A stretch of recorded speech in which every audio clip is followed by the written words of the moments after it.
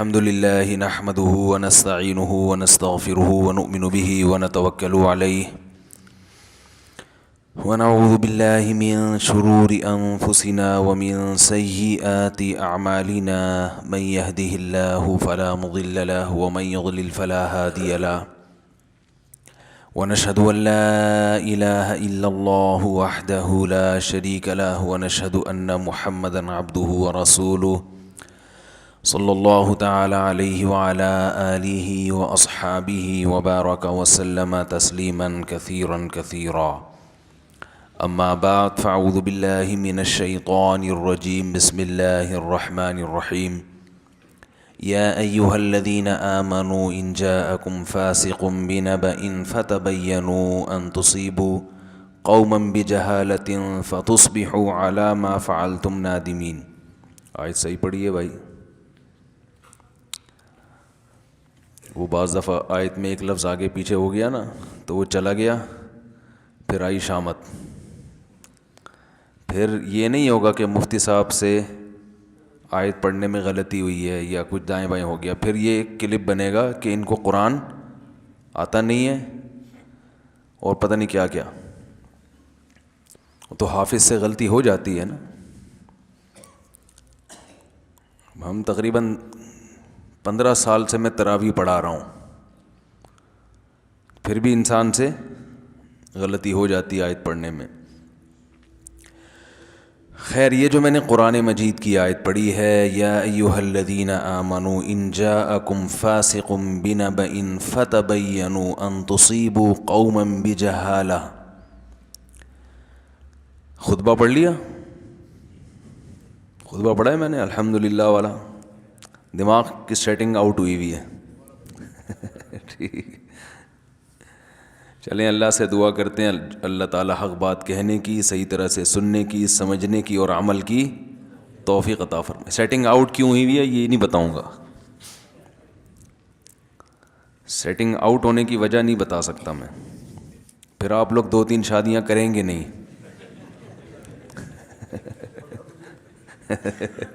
اگر میں نے وجہ بتا دی تو آپ لوگ 2-3 شادیاں کریں گے نہیں. زبردست، بتا بھی دی اور نہیں بھی بتائی. ٹھیک ہے نا. تو یہ جو میں نے قرآن مجید کی آیت پڑھی ہے، اے ایمان والو، جب کوئی فاسق خبر لے کر آئے تو بغیر تحقیق کے کسی بھی اہم خبر کو آگے پھیلایا مت کرو، بعد میں ورنہ ندامت ہوگی. یہ بہت اہم آیت ہے. ہمارے معاشرے میں جو آپس میں نفرتیں پھیل رہی ہیں، لڑائیاں، بغض، عداوت، گالیاں، برا بھلا ایک دوسرے کو، ان سب کے پیچھے جو بنیاد ہے وہ یہاں سے شروع ہوتی ہے. سمجھ میں آ رہی ہے بات؟ بنیاد کہاں سے شروع ہوتی ہے؟ یہاں سے. جب تک کسی چیز کے بارے میں اچھی طرح سے تحقیق نہ ہو، آگے بات نہ کی جائے. ہم جب چھوٹے بچے تھے تو بچوں میں شرارتیں بھی کبھی ہوتا ہے نا. تو بچے جو ہے نا، ہم جب دور سے کسی کو بلاتے تھے، بھائی ذرا آنا کام ہے، وہ سمجھتا تھا بہت اہم کام ہوگا اس کو. وہ کہہ رہا نہیں بھائی ادھر ہی آ جاؤ، نہیں بھائی ادھر آؤ، بہت ضروری کام ہے آپ سے، بہت اہم پوائنٹ کی بات ہے. وہ بیچارہ چل کے آتا، پھر ہم کہتے کان میں بتائیں گے، ایسے نہیں، سب کے سامنے نہیں، ادھر چھاؤں میں آ جاؤ ذرا. تو سائڈ پہ لے جا کے اس کے کان میں کیا کہتے، جس بات کا پتہ متی بولو متی. ٹھیک، جس بات کا پتہ متی بولو مت، یعنی جس بات کا علم نہ ہو اس کو بولو نہیں، بس ایسے ہی. کہتے جاؤ. وہ کہہ رہے یہ کیا بات ہوئی؟ پوائنٹ کی بات ہے یہ. تو بچپن میں تو یہ احساس نہیں تھا کہ واقعی یہ بڑی پوائنٹ کی بات ہے، لیکن اب احساس ہوتا ہے کہ یہ چھوٹی بات نہیں ہے. اسے دور سے بلا کے چھاؤں میں لے جا کے کان میں ہی بتانا چاہیے تاکہ سامنے والا اس بات کو اہمیت سے لے.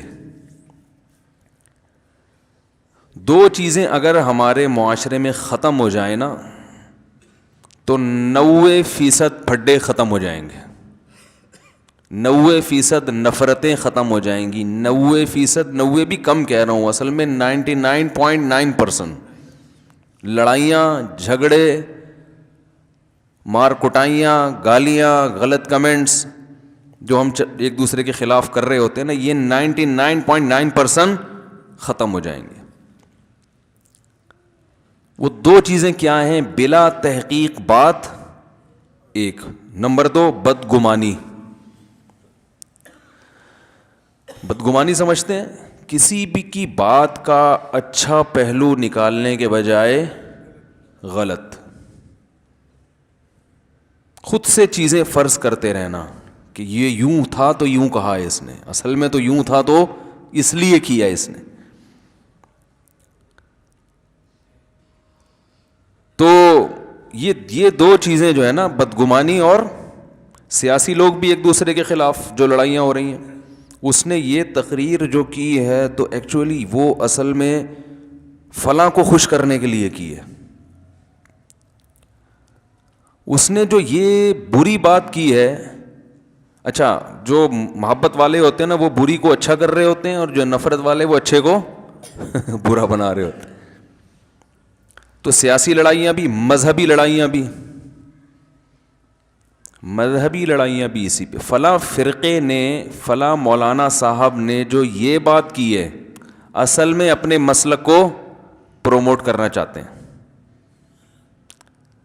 یہ جو دلیل دی ہے اصل میں یہ یوں کرنا چاہتے ہیں. تو ہر چیز کو غلط غلط غلط غلط لے جا کے، یعنی جو صحیح لوگ ہیں ان کو بھی جب غلط قرار دیں گے تو جو غلط آدمی پہلے سے ہے اس کی صحیح بات کو کون مانے گا؟ وہ تو اور غلط ہو جائے گا نا. حالانکہ ہر غلط میں ساری چیزیں غلط نہیں ہوتی. تو جب صحیح کے صحیح کو غلط کہہ رہے ہیں تو غلط کے غلط کو تو اور بڑھا چڑھا کے. تو بھائی دنیا میں اتنا بھی غلط نہیں ہو رہا جتنا ہم سمجھ رہے ہیں. غلط ہو رہا ہے مگر اتنا نہیں جتنا ہم سمجھ رہے ہیں. ہم نے تو ہر چیز کو غلط کر دیا ہے. اور مجھے افسوس کے ساتھ کہنا پڑتا ہے، میں اس کے پہ مثالیں نہیں دے سکتا. جو ابھی حقیقی مثالیں چل رہی ہیں وہ نہیں دے سکتا میں، کیونکہ میں اگر حقیقی مثال دوں گا نا جو مارکیٹ میں چل رہی ہے تو پھر لوگ کہیں گے اصل میں ان کا مقصد اس بیان سے یہ تھا، اصل میں یہ فلاں کو اصل میں پروموٹ کرنا چاہتا. چلو بھائی ایسی ہی تیسی. سمجھ میں آ رہی ہے بات؟ اگر آپ پاکستان کی، آپ جس کنٹری میں رہتے ہیں اس کی محبت پہ بیان کریں تو حکومت کا پٹھو، یعنی اس کو یہ نہیں کہیں گے ملک سے محبت کرنے والا، بلکہ کہیں گے اصل میں ان کو گورنمنٹ نے اس کام پہ لگایا ہے. حالانکہ گورنمنٹ خود اس کام پہ نہیں لگی ہوئی. ایک طرف یہ بھی مانتے ہیں، ایک طرف یہ مانتے ہیں کہ گورنمنٹ ملک کے ساتھ مخلص نہیں ہے، لیکن جو ملک سے مخلص ہے وہ حکومت کا کیا ہے؟ عجیب حساب ہے یار. کوئی فوج کی حمایت کر دے تو فوجیوں سے پیسے لیتا ہے، حالانکہ اس بیچارے کو کبھی کسی فوجی نے ایک چائے کا کپ بھی نہیں پلایا ہوگا. فوج کی حمایت کر دی تو کیا بن گیا؟ اور فوج کی حمایت کا مطلب ہر چیز میں نہیں، عمومی طور پر. کسی سیاسی تنظیم کی بھی حمایت نہیں، کسی سیاسی تنظیم کے کسی لیڈر کی کسی بات کو درست کہہ دیا تو خود بخود آگے اس پہ کہ یہ اصل میں اس کا آدمی ہے، وہاں سے پیسے لیتا ہے اور یہ ووٹ اسی کو دیتا ہے. حالانکہ ممکن ہے اس نے اس کو ووٹ دیا بھی نہ ہو. پھر بھی کیا شرمانا، میں نے پی ٹی آئی کو ووٹ نہیں دیا لیکن لوگ مجھے پی ٹی آئی کا آدمی سمجھتے ہیں. نہ دے کے سمجھ رہے ہیں. صرف عمران خان کی بھی کبھی زندگی میں تعریف نہیں کی، اس کی ایک تقریر کی تعریف کی ہے، یہ اچھی ہو گئی. باقی میں نے کبھی نہیں کہا کہ وہ بہت ساری. تو اس پہ لوگوں نے کیا بنا دیا ایک تماشا. 14 اگست کے موقع پہ ایک پریزنٹیشن پیش کی تھی میں نے، 3-4 سال ہو گئے. اس میں پاکستان کا ایک بڑا اچھا پہلو دنیا کو دکھایا کہ سب کچھ پاکستان میں نیگیٹو نہیں ہے، بہت سی چیزیں پازیٹیو بھی ہیں. ان میں اب ہماری جو فورسز کی طاقت اور قوت ہے اس کا دکھایا کہ یار ایسے ایسے جہاز بنا لیے ہم لوگوں نے. اس پہ بہت سے لوگوں نے اپریشیٹ بھی کیا. بہت سے تو کہتے ہیں ہم جب صبح اٹھے تو ایسا لگ رہا تھا کہ نئے پاکستان میں ہیں, کہ واقعی یہ اچھی چیزیں. ایک صاحب نے مجھے کہا خدا کی قسم کئی سالوں بعد میں اتنے تمیز سے سویا ہوں, جب صبح اٹھا تو عجیب سا لگ رہا تھا یار ہم اتنا اچھا ملک ہے ہمارا. تو خوش ہو گئے نا بیچارے, ہر چیز نیگیٹو سن سن کے نیگیٹیوٹی پیدا ہو رہی تھی, ملک سے نفرت. تو ہم نے تھوڑا سا ملک کے اچھے پہلو کو اجاگر کر دیا. تو لوگ جن کی طبیعت میں مثبت سوچ تھی انہوں نے کہا یار چلو کچھ تو اچھا سننے کو ملا. لیکن جو نیگیٹو سوچ والے تھے انہوں نے یہ بھی کہ بھائی کسی نے اس کو لا کے بٹھایا ہے, کسی نے اس کو لا کے بٹھایا ہے کہ فوج کی طاقت کی تعریف کرو. ابھی میں نے ایک ریسنٹلی بیان آیا تھا مشرف کے بارے میں. مجھ سے کسی نے پوچھا کہ اس کو پھانسی کی سزا سنائی ہے تو اچھا ہوا کہ غلط ہوا. تو میں نے اس پہ کہا کہ عدالت نے جس بیس پہ پھانسی سنائی ہے وہ بیس مجھے معلوم, بولو بھائی, نہیں ہے. جس بیس پہ میں نے عدالت کا وہ فیصلہ پڑھا ہی نہیں ہے نہ سنا ہے, اڑتی خبریں ملی ہیں کہ پھانسی سنا دی گئی ہے. تو عدالت نے یہ فیصلہ درست کیا غلط کیا میں اس کے بارے میں کمنٹس نہیں کر, مجھے ریسرچ ہی نہیں ہے. اس پہ لوگوں کے میسج آئے, ہاں آرمی سے جب کوئی پیسے لیتا ہے تو پھر یہی کرتا ہے. اور مجھے مشرف کا حامی بنا کے پیش کر دیا, وہ مشرف جس کی میں ساری زندگی ممبر پہ بیٹھ کے مخالفت کرتا رہا ہوں, اور آج نہیں جب ان کا دور حکومت تھا اس وقت کرتا رہا تھا. سمجھ رہے ہیں؟ اور یوٹیوب والے تو کلپ بنا دیتے ہیں نا. جو میں نے کمنٹس نہیں کیے تھے اس کا مقصد تھا کہ اس پہ کلپ نہ بنے, تبھی تو میں تبصرہ نہیں کر رہا. اور تبصرہ اسی پہ بن گیا, یعنی کلپ اسی پہ بن گیا کہ تبصرہ نہیں کرنا. بھائی کلپ اس پہ آ گیا مارکیٹ میں کہ مجھ سے پوچھا جا رہا ہے کہ آپ کیا کہتے ہیں, میں کہتا ہوں میں کچھ نہیں کہتا. تو یہ کلپ آ گیا کہ میں کچھ نہیں کہتا تھا. جب کچھ نہیں کہہ رہا تو اس کا مطلب وہ کلپ نہیں بنانا چاہ رہا نا. یہ مجھے ایسا ہی واقعہ یاد آیا, کل ہمارے ایک دوست نے مجھے کہا آپ نے مشرف پہ تبصرہ کیوں کیا جب آپ کو کرنا ہی نہیں تھا. میں نے کہا یہ بالکل ایسے ہو گیا کہ ملا نصیر الدین صاحب جو تھے نا, ان سے کسی سیاست دان نے کہا کہ آپ کا یہ پاجامہ اور یہ آپ کی اچکن بڑی خوبصورت ہے, میں نے کسی جلسے میں تقریر کرنی ہے, آپ یہ مجھے ادھار دے دیں, میں آپ کو وقت پہ واپس کر دوں گا. مولانا صاحب سن رہے ہیں؟ سمجھ میں آ رہا ہے؟ ہمارا تھوڑا سا یہی اسٹائل میں ہوتا ہے. تو یہ امریکہ میں خطیب ہے ماشاء اللہ, تو یہ کہہ رہے ہیں یہ مولوی صاحب کی کیا باتیں کر رہے ہیں بیٹھ کے, یار پاجامہ اور یہ کیا ہے اچکن. تو یہ وہاں بیان کرتے ہیں نا, خطیب ہیں, تو یہ کہہ رہے تھے آپ کو امریکہ میں بلاؤں گا, نہیں بلائیں. یہ پاجامے اور یہ اچکن کی باتیں آئیں گی, لوگ بولیں گے یار امریکہ میں کسی نے ایسا بیان, یہ پاجامے وجامے سنے نہیں ہوں گے ممبر پہ. تو ملا نصیر الدین سے کسی نے پاجامہ کیا کر لیا, ادھار لے لیا.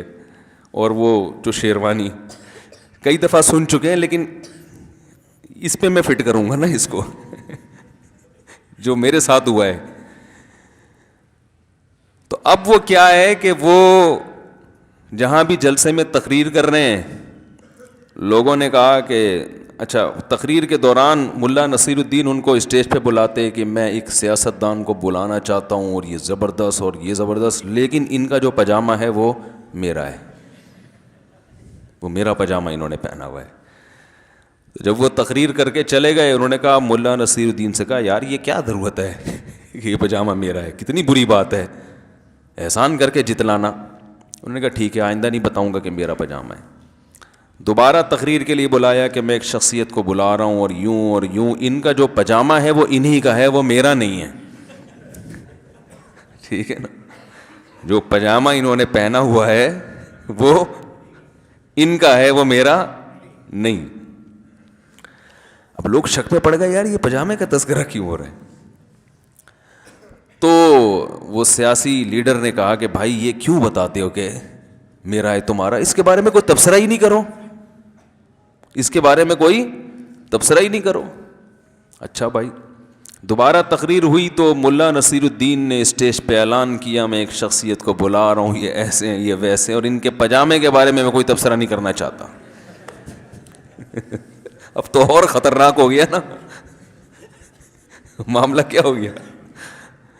تو میرے ساتھ بھی یہی ہوا ہے کہ میں تو بیان میں کہہ رہا ہوں بھائی میں مشرف کے بارے میں کو جو پھانسی سنائی گئی، یہ جو کیس ہے پھانسی کا، یہ درست ہے یا نہیں عدالت، یہ تو عدالت جانے، ہمیں کیا پتا. تو وہ تو اس لیے کہ کلپ نہ بنے تو چینل نے کلپ بنا دیا اس پہ کہ بھئی یہ کوئی تبصرہ نہیں، اور لوگوں نے بھر بھر کے ہمیں صلواتیں سنائی ہیں، اور صلواتوں میں یہ سنا رہے ہیں کہ یہ فوج سے پری پیڈ لوگ ہیں، اور دیکھو ابھی مشرف نے اتنا ظلم کیا، اتنی زیادتی کی. آپ کی بدگمانی ہے کہ بات بندہ کیا کر رہا ہے اس کو لے کے. میں یہ نہیں کہہ رہا کہ مشرف کو اوور آل پھانسی ہونی چاہیے تھی کہ نہیں ہونی چاہیے تھی، میں یہ کہہ رہا ہوں یہ جو عدالت کا فیصلہ اس کے بارے میں نو کمنٹس، مجھے نہیں پتا بھائی یہ صحیح ہے کہ نہیں ہے. باقی جنرل مشرف پہ میں بیان اس دور میں کیے ہیں جب وہ حکومت میں تھے، وردی میں تھے. اس وقت مشرف کے خلاف بات کرنا آسان نہیں تھا. آپ ہمارے لوگوں سے جا کے پوچھیں، ہم نے اس وقت، اور اس وقت کیا جب جامعہ حفصہ کے خلاف اس نے آپریشن کیا تھا.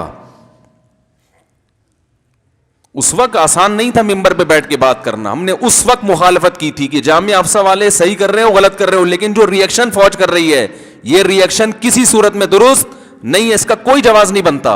اور اب بھی میں یہی کہتا ہوں کہ آپ کے ملک کے چند لوگ ہیں، آپ کسی بھی طرح سے ان کو باہر نکال سکتے ہیں. کھانا بند کر دو، پانی بند کر دو، اریسٹ ہو جائیں گے وہ. آپ نے پوری مرغی پہ جو ہے نا توپ لے کر آپ اس پہ چڑھ رہے ہو مرغی پکڑنے کے لیے. تو یہ کام مشرف نے کیا جو 100% غلط کیا، آئین کو توڑا، 100% غلط کیا. اس کے غلط کاموں کو نہ پہلے اپریشیٹ کیا نہ اب اپریشیٹ کیا. لیکن آپ ایک بیان سے، ایک کلپ سے آپ الٹی تبصرے کرنا شروع کر دیے، خود سے خود نکالنا شروع کر دیا. ہم پاکستان آرمی کے حامی ہیں، لیکن آرمی کا کوئی بھی آفیسر ہوگا اس کا ہم نے ٹھیکہ نہیں لیا ہوا کہ ہر آدمی. آرمی میں تو ضیاء الحق جیسے لوگ بھی تو گزرے ہیں نا، جنہوں نے حدود آرڈیننس کو نافذ کیا، جنہوں نے 10-11 سال ایک شاندار حکومت کی، اور رشیا کے خلاف جہاد میں بہت بڑا کردار تھا. ممکن ہے آپ کو اس سے اختلاف ہو ہماری رائے سے، آپ کون ہے، ضیاء الحق 2 نمبر آدمی تھا. تو وہ شخصیتوں پہ اختلاف تو ہوتے رہتے ہیں. تو ایک شخص کی وجہ سے پورے ملک کو ملامت کرنا، جیسے کوئی یہ کہے کہ پاکستان کا صدر مشرف تھا تو پاکستان ہی غلط ملک ہے. تو وہ پاکستان کیسے غلط ہو گیا؟ اگر ہمارا صدر کوئی چور رہا ہو، چور سے فوراً آپ کا ذہن کس طرف جائے گا وہ سب جانتے ہیں. چور رہا ہو کوئی ہمارا صدر تو اس کا یہ مطلب تھوڑی کہ پاکستان غلط ہو گیا. دنیا میں ہوتا ہے، کبھی چور آ جاتا ہے، کبھی کوئی عادل آ جاتا ہے، یہ تو چلتا ہے ہمیشہ سے. اسلامی ریاستوں میں کبھی عادل حکمران بھی آئے اور کبھی ظالم بھی آئے. تو جب ظالم آئے تو وہ ریاست نہیں رہی تھی کیا وہ غیر اسلامی ریاست بن گئی تھی؟ کیا ہو گیا بھائی؟ تو اس بیس پہ نہ ملک کو برا کہا جا سکتا ہے، نہ کسی ادارے کو برا کہا جا سکتا ہے. تو خیر، اصل جو میرا ٹاپک چل رہا ہے وہ یہ چل رہا ہے کہ 2 چیزیں ہمارے معاشرے میں بہت خطرناک حد تک 2 زہر سرایت کر گئیں. بلا تحقیق بات کو آگے بڑھانا اور خود اس پہ یقین بھی کر لینا، اور دوسرا پھر بدگمانی، کسی کی بات پہ یا کسی کے عمل کو دیکھ کے نا فوراً غلط لے کے جانا. تو میں پہلی چیز کو ذرا پہلے ڈیفائن کرتا ہوں. بلا تحقیق باتیں کیسے ہوتی ہیں؟ بلا تحقیق بات یہ ہوتی ہے، دیکھو قرآن نے ہمیں اس بارے میں گائیڈ کیا ہے کہ تحقیق کا اہل کون ہے. ہر خبر کی تحقیق کا ہر آدمی اہل بولو نہیں ہوتا. ایک صاحب نے مجھے کہا کہ یہ جو انسان چاند پہ گیا ہے نا، یہ جھوٹی خبر ہے. کچھ وقت پہلے اخباروں میں یہ بہت مضامین بھی آ رہے تھے اور واٹس ایپ پہ بھی کہ یہ سب سائنسدانوں کا بنایا ہوا ڈرامہ ہے. اور ایک صاحب ماشاءاللہ متشرع داڑھی والے میرے پاس آئے اور کہنے لگے آپ کو پتہ ہے امریکہ بہت کرپٹ ملک ہے، اور دلیل اس کی یہ کہ یہ جو چاند پہ امریکی سائنسدان گئے ہیں نا، یہ گئے ہوئے نہیں ہیں، اس نے دنیا کو الو بنایا ہے. میں نے کہا بھائی جان میرے سامنے تو کہہ دیا, اللہ کے سامنے کسی اور, اللہ کا واسطہ کسی اور کے سامنے ایسی بات بولو بھائی نہیں کرنا. کہہ رہے نہیں پوری ریسرچ ہے, آپ کو میں بتاتا ہوں. وہ اخبار کا ٹکڑا لا کے انہوں نے مجھے دے دیا, اور یہ دیکھو پوری ناسا کی رپورٹ ہے, پتہ نہیں کہاں کی رپورٹ ہے. یہ سارے سائنسدان ہیں, انہوں نے بتایا کہ کیسے فیک ویڈیو بنی اور کیسے یہ ہوا اور کیسے وہ ہوا, پورے کتابوں کے حوالے. وہ میں نے کہا بھائی جان اس کو تحقیق نہیں بولتے. کیا آپ کی تحقیق ہے؟ آپ کسی کی تحقیق کو کاپی پیسٹ کر رہے ہو, اور جس کی یہ تحقیق ہے اس کے بارے میں بھی آپ کو نہیں پتا کہ وہ تحقیق کا اہل بھی ہے یا نہیں ہے. اور یہ جو پیسٹ کیا ہے آپ نے, اس میں جو کتابوں کے حوالے اور ویب سائٹ کے حوالے اور یہ سب چیزوں کے اندر بھی گھس کے جا کے نہیں دیکھا آپ نے. اور جن ویب سائٹ کے حوالے انہوں نے دیے ہیں, جہاں سے انہوں نے یہ مواد اٹھایا ہے, اگر ان ویب سائٹس پر یہ مواد ہو بھی تو ان ویب سائٹس کے اوتھینٹک ہونے کی بھی آپ کے پاس کوئی دلیل بولو بھائی نہیں ہے. تو میں نے کہا بھائی یہ کام آپ چھوڑ دو, یہ آپ کا کام, یہ کسی سائنٹسٹ سے پوچھو. فلکیات کے جو ماہرین ہوتے ہیں یا جو خلائی سائنسدان ہیں نا, جو خلاؤں میں سفر کرتے ہیں, ان کا اگر کوئی آپ کی سلام دعا ہے کوئی مستند ادارے میں, اس سے جا کے پوچھو, وہ بتائے گا کہ یہ صحیح لکھا ہے کہ غلط لکھا ہے. قرآن و حدیث کے نام پہ آج کل لوگ الو بناتے کہ نہیں بناتے؟ تو لوگ اس کا جواب کیا دیتے ہیں؟ بھائی علماء سے پوچھو یہ ریسرچ صحیح ہے یا, علماء سے پوچھا جاتا ہے نا, ورنہ قرآن حدیث کا نام تو قادیانی بھی لیتا ہے. وہ ختم نبوت کے لفظ میں گھمانا شروع کر دیتے ہیں. منکرین حدیث تو صرف قرآن کا نام لیتے ہیں, قرآن قرآن, لیکن آپ علماء کے سامنے ان کو لے کے جائیں تو وہ 2 منٹ میں ڈھیر ہو جاتے ہیں. وہ کہتے ہیں ہم لیبل بہت اچھا ہے, ہم صرف قرآن کو مانتے, اللہ کی کتاب. یہ تو بخاری مسلم 3 صدی ہجری اور 2 صدی ہجری کی حدیث کی کتابیں ہیں, اور یہ تو قرآن کے خلاف سازشیں ہیں تاکہ لوگ قرآن کو چھوڑ کر ان حدیثوں پہ آ جائیں. لیبل بہت اچھا لگایا انہوں نے. تو علماء ہیں جو گائیڈ کرتے ہیں, بھائی یہ لیبل اچھا ہے, اگر آپ حدیث کو نہیں مانتے تو آدھے قرآن سے بھی ہاتھ دھونے پڑ جائیں گے. رنگ رلیوں پہ بہار, وہ کیا ہے, رنگ رلیوں پہ زمانے کی نہ جانا اے دل, یہ خزاں ہے جو باندازے بہار آئی ہے. یہ لیبل اچھے ہیں. اسی طرح جو صرف قرآن حدیث کا لیبل لگاتے ہیں اور فقہ کو نہیں مانتے, تو وہ اصل میں قرآن حدیث کو بھی نہیں مانتے, کیونکہ فقہ ہی ہے جس نے قرآن و حدیث کو ڈیفائن کیا ہے قانونی شکل میں, کتابوں کی شکل میں. سمجھ رہے کہ نہیں سمجھ رہے؟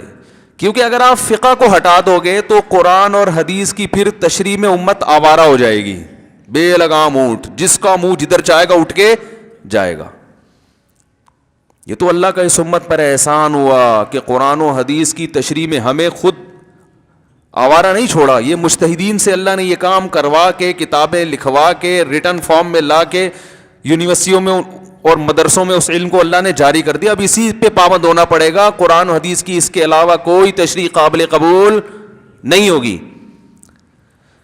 تو ہر چیز کو لگام دینی پڑتی ہے, ہر ریسرچ کو لگام دینی پڑتی ہے, ہر تحقیق کو لگام دینی پڑتی ہے. سیاسی خبریں وہ لوگ کر رہے ہوتے ہیں جن کا سیاست سے دور دور کا بھی کوئی تعلق بولو بھائی نہیں ہوتا. یہ جو مولانا صاحب آج مولانا فضل الرحمان امریکہ گئے ہیں, اصل میں ان کے ڈونلڈ ٹرمپ سے صحیح تعلقات, یہ کشمیر کے بارے میں سودے بازی کرنے گئے نہیں ہیں. میں بالفرض اگر گئے ہوں اور ڈونلڈ ٹرمپ سے ہاتھ ملایا ہو تو اصل میں یہ تو جو مخالف پارٹی ہے وہ, اور اگر یہی کام پی ٹی آئی والا کرے گا تو دوسری پارٹی اس پہ الزام لگائے گی. دیکھا ہم تو کہہ رہے تھے پہلے بہت اچھے تعلقات ہیں ان کے آپس میں. تو ہر چیز میں غلط غلط. بھائی اگر غلط ہو بھی رہا ہے تو آپ کو تو نہیں پتا نا, آپ کے پاس تو کوئی دلیل نہیں ہے, تو آپ کیسے کہہ رہے ہو؟ تو ریسرچ کے بارے میں ایک اصول ہمیشہ یاد رکھیں, تحقیق ہمیشہ اس کے اہل کی معتبر ہوتی ہے. جو آدمی اس فیلڈ کا نہیں ہے وہ تحقیق کے نام پہ دھوکہ زیادہ کھاتا ہے, اور ہم نے بھی ماضی میں دھوکے کھائے ہیں. سمجھ رہے ہیں؟ ہم نے بھی دھوکے کھائے ہیں. پولیو اور یہ سب ٹوپی ڈرامے ہم نے بھی بہت کیے ہیں. لیکن جب تعلقات ہوئے نا اپر لیول پہ ڈاکٹروں سے, اس فیلڈ, ایسے لوگوں سے جو ویکسینیشن, جہاں یہ ویکسینیشن تیار ہوتی ہیں ان اداروں میں جاب کرتے ہیں یا ان اداروں میں ڈاکٹر ہیں, تو پھر ہمیں بھی کہا ہوا کہ بھائی یہ پروپیگنڈا کیا ہے, زیادہ ہے, حقیقت کچھ اور ہے.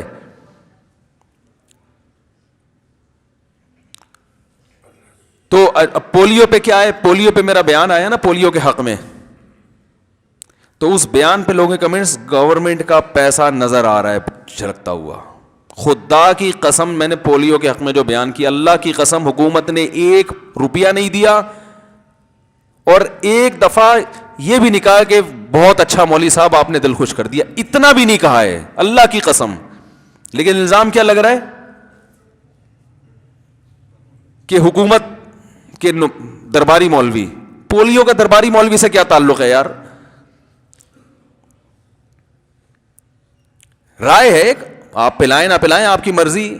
آپ یہ کہہ سکتے ہیں کہ مفتی صاحب آپ کو اس ٹاپک پر بولنے کی ضرورت کیا تھی کہ پولیو پلا سکتے ہیں بچوں کو, یہ آپ کا ٹاپک ہے, یہ تو ڈاکٹروں کا ٹاپک ہے. یہ کہ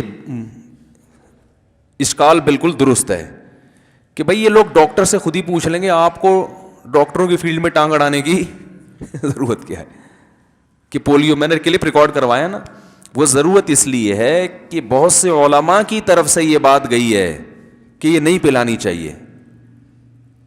ان کی اپنی ریسرچ ہے, میں ان کا احترام کرتا ہوں, ہمارے لیے قابل احترام ہے, ان کی ریسرچ ہے. تو جب علماء کی طرف سے ایسی چیزیں کثرت سے آئیں تو پھر علماء کی ذمہ داری بن جاتی ہے کہ دوسری رائے بھی عوام کے سامنے لے آئیں کہ یہ علماء کا متفقہ فیصلہ نہیں ہے, اس میں علماء ہی کی دوسری رائے بھی موجود ہے. سمجھ میں آ رہی ہے بات کہ نہیں آ رہی؟ تو آپ پلائیں نہ پلائیں آپ کی مرضی ہے, لیکن جو تحقیق ہوتی ہے نا وہ اس فیلڈ کے ایک ماہر نہیں, کئی لوگوں سے مل کے, کئی لوگوں سے. اور عوام کے بارے میں ایک اصول یہ ہے کہ عوام کے پاس اگر خود تحقیق کی صلاحیت نہ ہو تو ایک علماء ایک اصول بیان کرتے ہیں کہ محققین میں اکثریت پھر جس طرف ہوگی تو اس کو فالو کرنا چاہیے, کیونکہ اکثریت کی رائے میں درست ہونے کا امکان زیادہ ہوتا ہے. میں نہیں کہہ رہا ہمیشہ اکثریت کی رائے ہی درست ہوتی ہے, لیکن آپ کے پاس اب اس کے علاوہ کوئی آپشن نہیں ہے, تو اکثریت کی رائے میں درستگی کا امکان 1-2 آدمیوں کی رائے کی نسبت, بولو بھائی, زیادہ ہوتا ہے. تو وہ جو چاند پہ نہیں, جو چاند پہ گیا انسان بھائی ٹھیک ہے نا, جب انسان نے چاند پہ قدم رکھا تھا, اگر یہ فیک ہوتا ہے تو پوری دنیا, جاپان بھی بیوقوف بن گیا, فرانس بھی بیوقوف بن گیا, آپ اکیلے ہو جو دنیا میں بیوقوف نہیں بنے. جاپان کو بھی امریکہ نے بیوقوف بنا دیا, فرانس بھی کہہ رہے امریکہ چاند پہ گیا ہے سب سے پہلے, انڈیا بھی بیوقوف بن گیا, پاکستان بھی, ریاستیں بیوقوف بن گئی. اور 4 آدمی ہیں جن کو اللہ نے ایسی فراست عطا فرمائی کہ وہ اخبار کا ایک ٹکڑا اس کے وہ دیکھ کے ان کے ماشاءاللہ ان کی ریسرچ یہ ہوئی ہے کہ یہ کیا ہوا ہے, نہیں گیا, یہ سب ڈرامہ تھا. تو مذاق اڑواتے ہیں لوگ اپنا ایسی باتیں کر کے. تو ریسرچ جو ہے نا, تحقیق ہونی چاہیے. خوراک کے حوالے سے بھی تحقیقات مارکیٹ میں بہت الٹی چل رہی ہے. ایک ڈاکٹر صاحب آئے تھے ابھی کچھ دن پہلے, بہت اونچے لیول کے ڈاکٹر ہیں, انہوں نے ایک واقعہ سنایا. یہ واقعہ شاید میں کسی اور بیان میں بھی نقل کر چکا ہوں کہ یوٹیوب پہ ایک ڈاکٹر ہیں بڑے مشہور, نام نہیں بتاؤں گا ورنہ میں بھی ہو سکتا ہے اگلے دن اخبار میں آ جاؤں. لوگ کہتے ہیں حق یہ ہے کہ ڈنکے کی چوٹ پہ بیان کیا جائے. ہم پہلے بتاتے ہیں جتنا افورڈ کر سکتے ہو اتنا بھی, ہم تو سیدھی سی بات کرتے ہیں. ٹوپی ڈرامے, یہ جتنے ڈنکے کی چوٹ والے لوگ ہیں نا, جب ان کو ڈنکا بجتا ہے نا تو ان کو جتنی چوٹ ان کو لگتی ہے, ہم تو بھائی تمیز سے چلنے کی کوشش کرتے ہیں کہ جتنا افورڈ کر سکتے ہو حساب سے چلو. ہاں, جس دن شہید ہونے کا پروگرام ہو کہ بھائی بچوں بیٹے بھی ماشاءاللہ سب نمٹ گئے, بیٹیاں بھی نمٹ گئیں, کاروبار بھی سیٹ ہو گیا, اپنا پیچھے کچھ بچوں کے لیے چھوڑ بھی دیا, علم بھی چھوڑ دیا, دین کا کام بھی اللہ نے بہت لے لیا, سارے کام ماشاءاللہ نمٹ گئے ہیں, تو اب بستر کی موت سے بہتر ہے کہ ایک کلپ ریکارڈ کروا کے مر جاؤ. کیا خیال ہے؟ ٹھیک ہے نا, ایک کلپ ریکارڈ کرواؤ, خاندانی صاحب شہید ہو جاؤ. وہ انڈیا میں ایک ڈاکٹر تھے, ہندو نہ ہوتے تو ان کے لیے مغفرت کی دعا کرتا. وہ بڑا پیارا ڈاکٹر تھا, نام ذہن سے نکل گیا. ان کے کلپ بہت زبردست ہوا کرتے تھے. انہوں نے یہ جو بہت ساری کمپنیوں کے نا راز فاش کرنا شروع کیے تھے. یہ صحت کے نام پہ کس طرح سے لوگوں کے ساتھ کھیل رہی ہیں. ہندو ڈاکٹر تھے تو بہت سارے چیزوں کے بارے میں, لیکن ان کو مار دیا. تو یہ چھوڑتی نہیں ہیں کمپنیاں. اور یہ اگر آپ ان کے بارے میں بتائیں نا, یہ اس نے یہ کیمیکل ملایا ہوا ہے نقصان دہ, اس نے یہ ٹوتھ پیسٹ کی فلاں کمپنی نے یہ گڑبڑ کر رہی ہے, اور خوراک کی فلاں کمپنی یہ کیمیکل ملا رہی ہے, تو یہ لوگ چھوڑتے نہیں ہیں اتنے آرام سے. آپ تو پھر بھی پیتے رہیں گے, بتانے والا کیا ہو جائے گا, وہ ڈیلیٹ ہو جائے گا.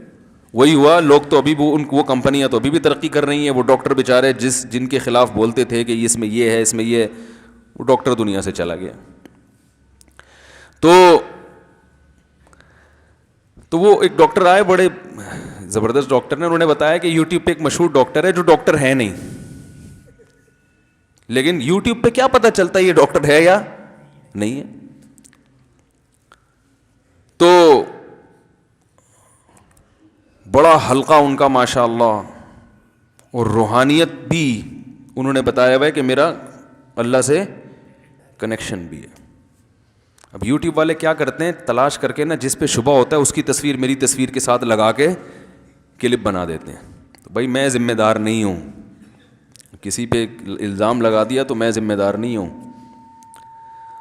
تو روحانیت بھی ہے ماشاء اللہ ان میں, یعنی بقول ان کے, قدرت کی طرف سے ہے نہیں ہے, یہ تو اللہ ہی جانتا ہے. تو اب جس ڈاکٹر میں روحانیت بھی آ جائے نا, روحانی علاج کا بھی ڈرامہ آ جائے, وہ ڈاکٹر تو ماشاء اللہ, عام ڈاکٹر جو ہے نا بیچارہ, وہ تو کہے گا کھانسی ہے تو یہ لے لو بھائی, یہ دوا لے لو, یہ اینٹی الرجی کھا لو, وہ سیدھی سیدھی دوا دے گا. جو روحانی ہوتے ہیں نا, وہ تھوڑا سا کچھ وظیفہ بھی بتا دیں گے اور دم بھی کر دیں گے, تو ان کی دکان زیادہ چلتی ہے. جو پڑھا لکھا ڈاکٹر ہے نا, اس کی اتنی نہیں چلے گی. جو روحانی ٹوپی ڈرامے ٹائپ کا ڈاکٹر ہوگا نا, وہ تو ماشاءاللہ نوٹ چھاپتے چھاپتے بیچارہ تھک جاتا ہے. وہ اس کے نوٹ سنبھلتے نہیں ہیں ان سے. یقین نہ ہے, آپ دکان کھول کے دیکھو. اور اس کے لیے کوئی سرٹیفکیٹ بھی نہیں چاہیے. روحانی علاج کے لیے کوئی چاہیے کہ آپ نے کون سے یونیورسٹی سے یہ روحانی علاج سیکھا ہے. یہ ایسا علاج ہے جس میں آپ جتنی الٹی باتیں کریں گے نا, پھینکیں گے, لوگ کہیں گے یہ بہت پہنچی ہوئی باتیں ہیں. یہ بھائی یہ بزرگ تو مارکیٹ میں ایسا بزرگ تو اب تک آیا ہے ہی نہیں. اس کی یہی خاصیت ہے, بولتا ہے سمجھ میں نہیں آتا کچھ بھی. یہ خاصیت تو حقیقت بتا رہا ہوں. اگر آپ روحانی دکان کھول کے ایسی باتیں کرو جو لوگوں کی سمجھ میں آ رہی ہیں, خدا کی قسم نہیں چلے گی دکان آپ کی. لوگ کہیں گے یہ تو میں بھی جانتا ہوں, یہ کون سی بڑی بات کر دی.